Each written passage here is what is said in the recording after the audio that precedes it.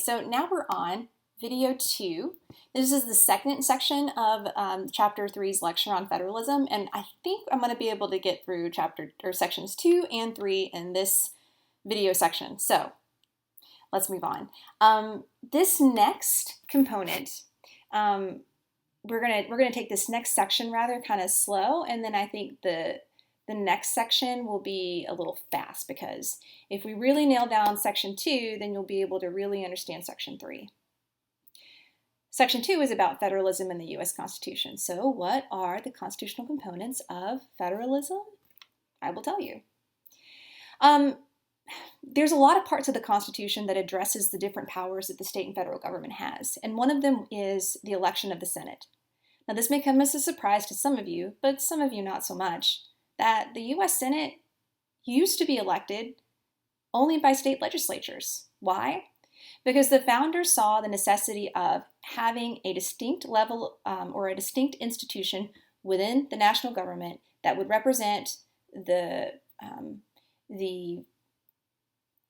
preferences of the states, right? So the House elected by the people, the Senate elected by the state legislatures, okay? And of course, those are two levels of protection for the people, but the states have their own voice in government too.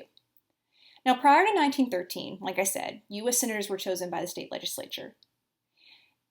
After 1913, we have the 17th Amendment. The 17th Amendment said that U.S. senators must be chosen by direct election of the state citizens. So now, when we go to the polls, we elect or don't elect Lindsey Graham. We elect or don't elect Mitch McConnell, depending on what state you live in.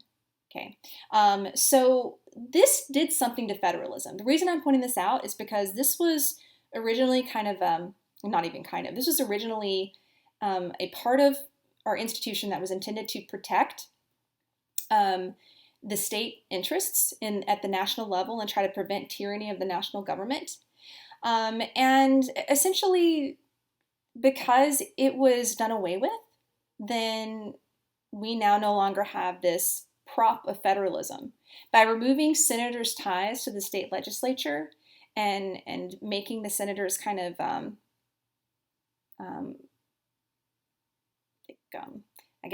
bigger representatives, then it removes a component of federalism that helped kind of keep that stable relationship between the federal and the state governments. So some say, in fact, some political scientists say, that there is evidence that the change in the U.S. Senate, if you look pre-1913, post-1913, when the 17th Amendment was passed, the result is that you see a very different type of voting by state senators than you would have, or than you would before, if they were elected by the state legislatures. So one of the reasons that America doesn't seem quite so federalistic as it has before is because of this, the transformation of the U.S. Senate. Now, moving into constitutional provisions of federalism. First and foremost, the Supremacy Clause, that the Constitution is the supreme law of the land. And that's something that kind of referees this whole push and pull between state and national governments. The powers of Congress also speak to federalism.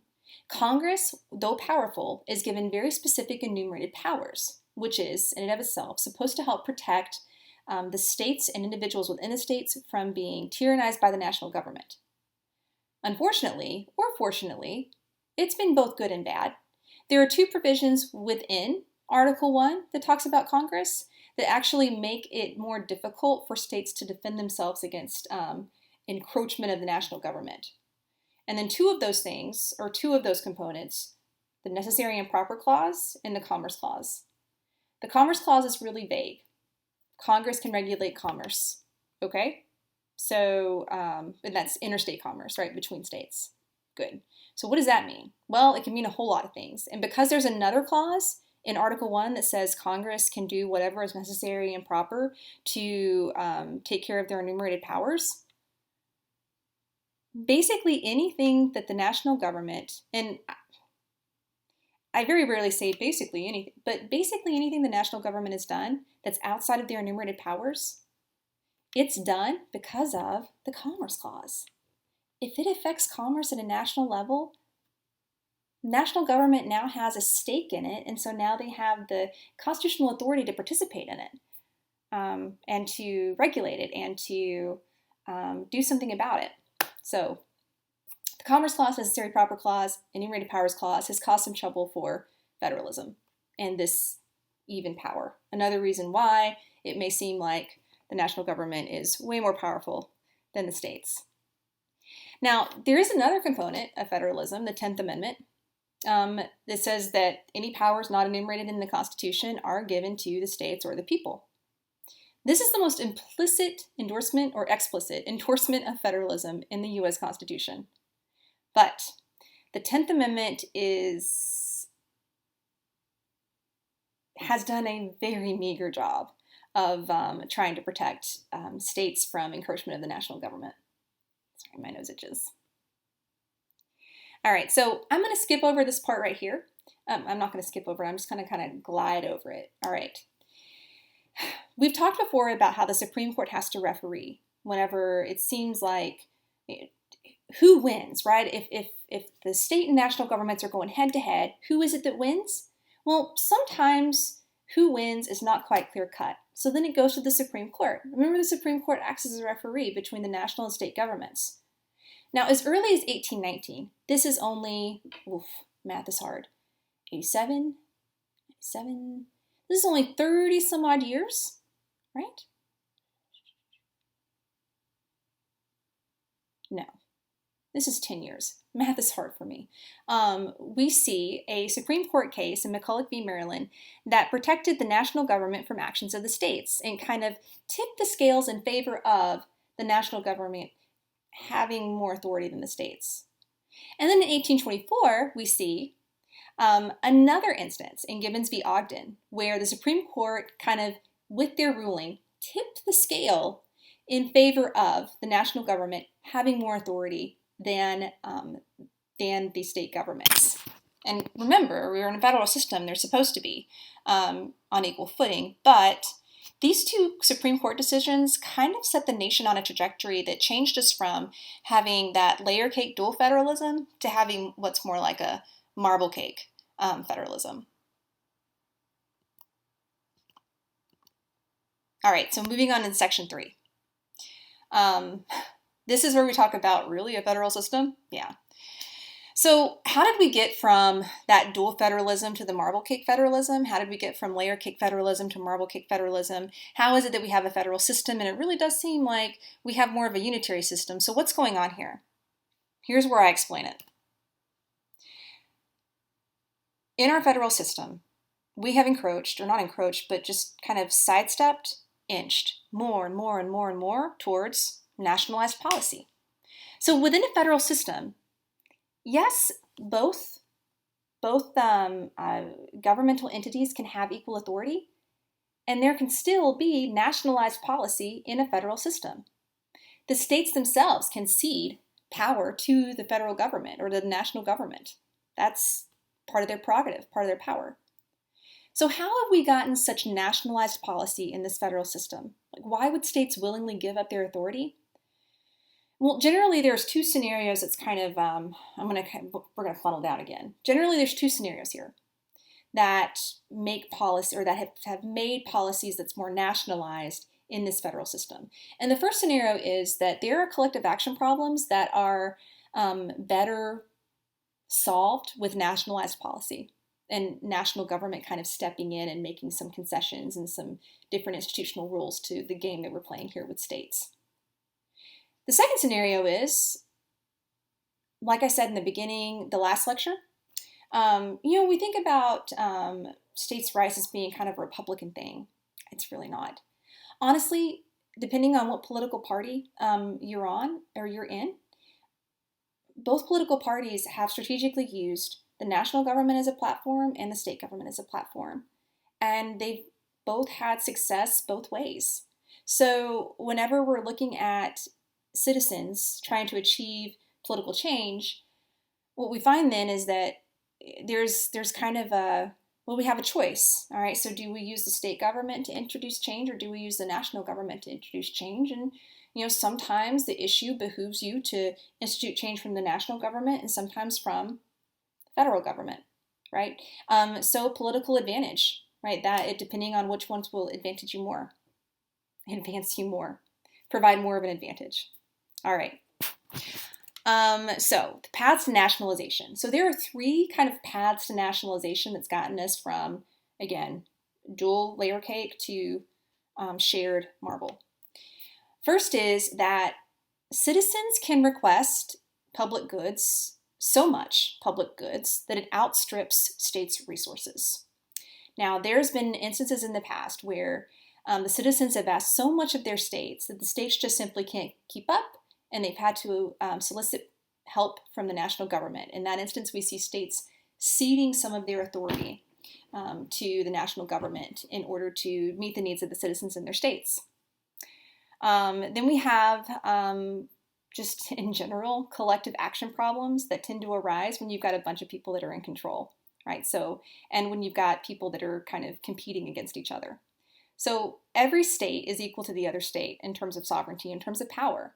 California is not a more powerful state than Rhode Island, right? When you're looking at what their authority is. But when you're looking at an overall nation and you're looking at all of these states trying to pursue their own interests, but also trying to coordinate with each other so that there's a national, sort of a national unity, things get really dicey. So sometimes the national governments, sometimes the national government has stepped in these instances to prevent some states from reneging on something that they've promised another state, or shirking their responsibilities, or sometimes there's cutthroat competition between states where you see states competing with who's going to increase minimum wage. You know, we talk about presidential candidates. What do they want to do for minimum wage? For the national government, minimum wage is something that states can do on their own. If somebody wants minimum wage changed, I would far recommend going to your state representative as opposed to going to your federal representative or your national representative.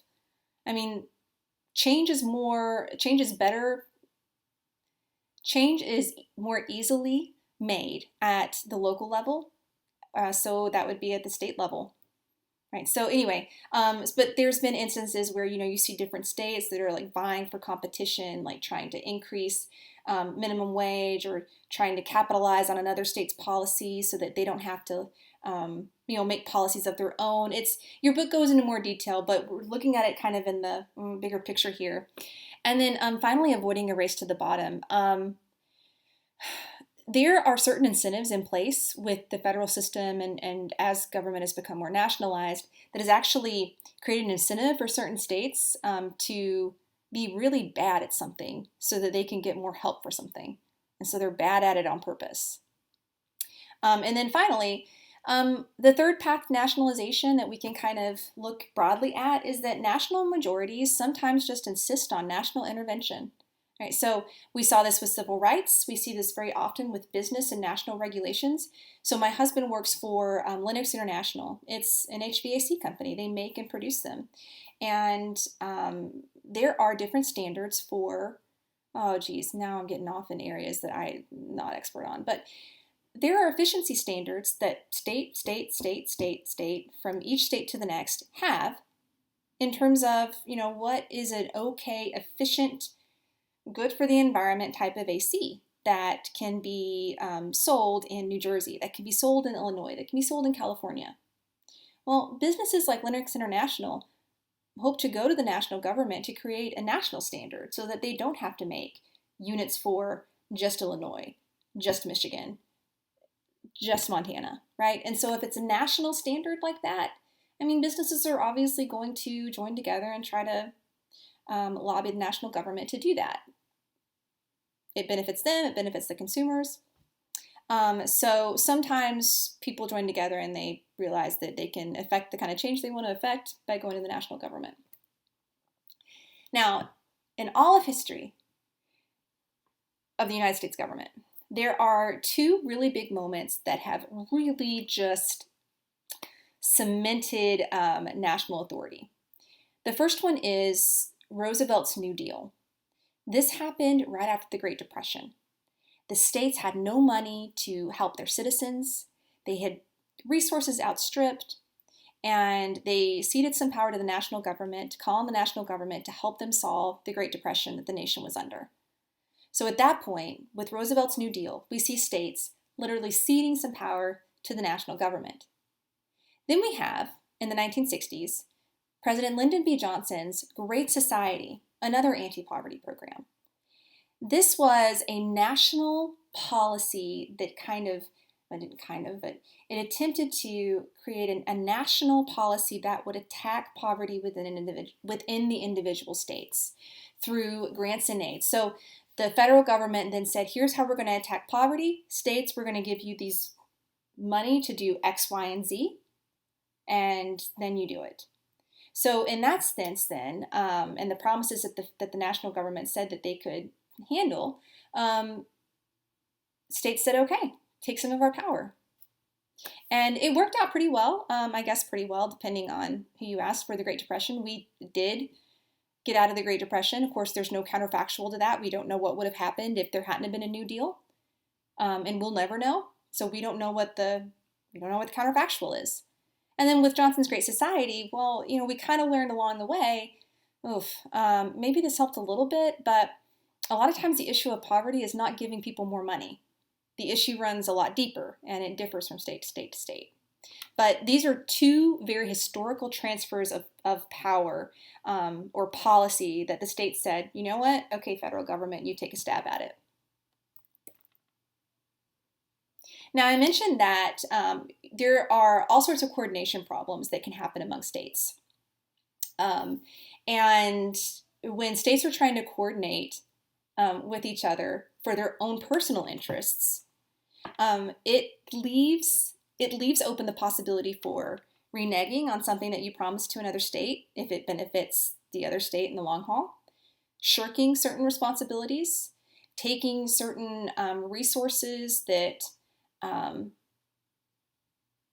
tragedy of the commons, taking certain resources. So an example, you might think, well, okay, what resources can one state take from the other? Think about air pollution. Let's say you've got Kentucky and Tennessee, which, they're right on top of each other.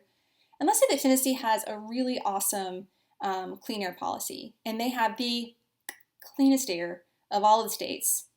But then Kentucky says, you know what?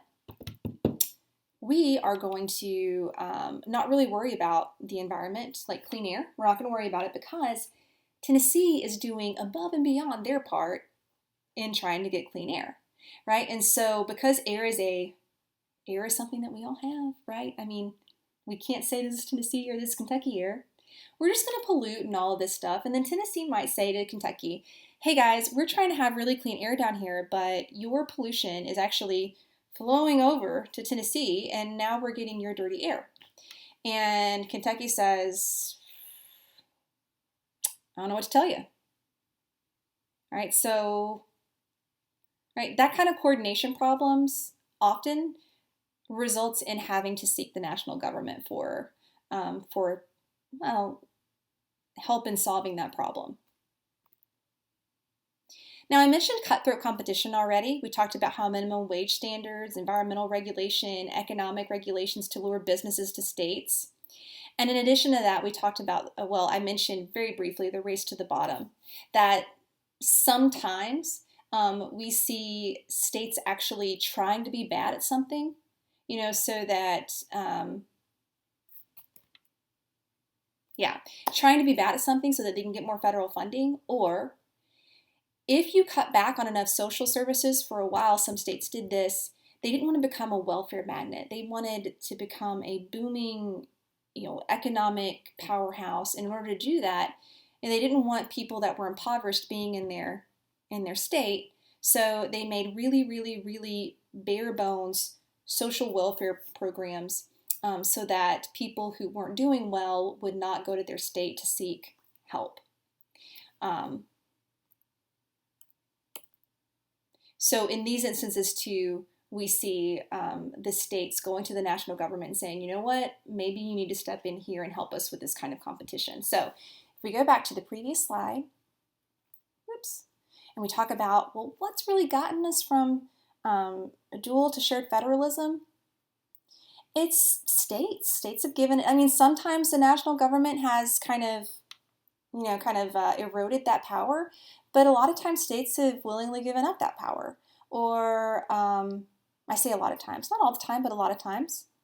So between collective action problems between states, between national majorities that insist on national intervention, between citizens that request so much of their state that it outstrips states' resources, and then they have to go to the federal government, we see a very clear distinctive path how the United States has gotten from dual federalism, a purely federal system, to still a federal system, but it doesn't seem that much like a federal system because as the states, we've given a lot of authority to the national government.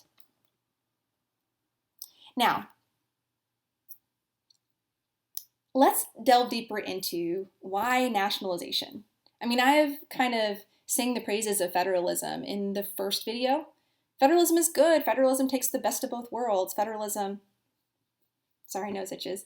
Federalism is great, right? But then we've seen several instances where the American people or states have said, you know what, nationalization may not be a bad idea, right? So how do we get, what's the logic of that? What's the logic of nationalization? What gets us there as a state and as a people if federalism is so darn good?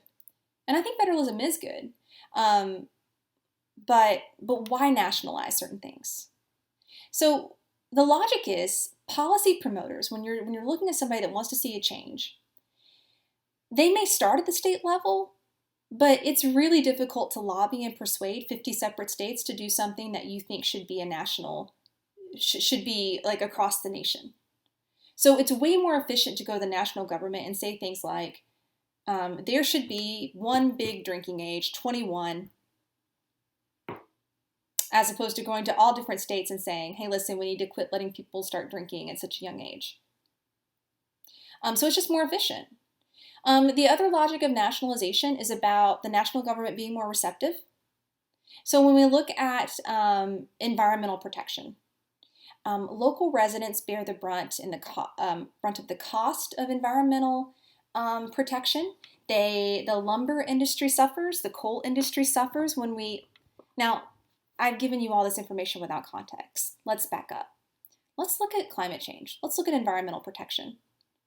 Whenever we decide as a nation that we want to protect ourselves or protect the environment or protect ourselves from climate change, that requires other changes in policies that hard decisions that will have very immediate effects to the people in some states and some areas.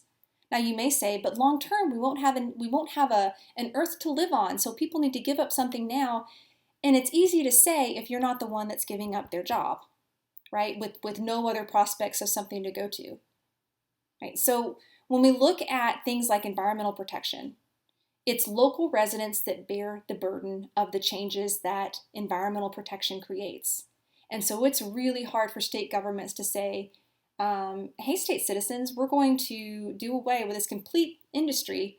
We don't have a way to create another industry to replace it, but for the sake of the environment, we're going to do away with this industry.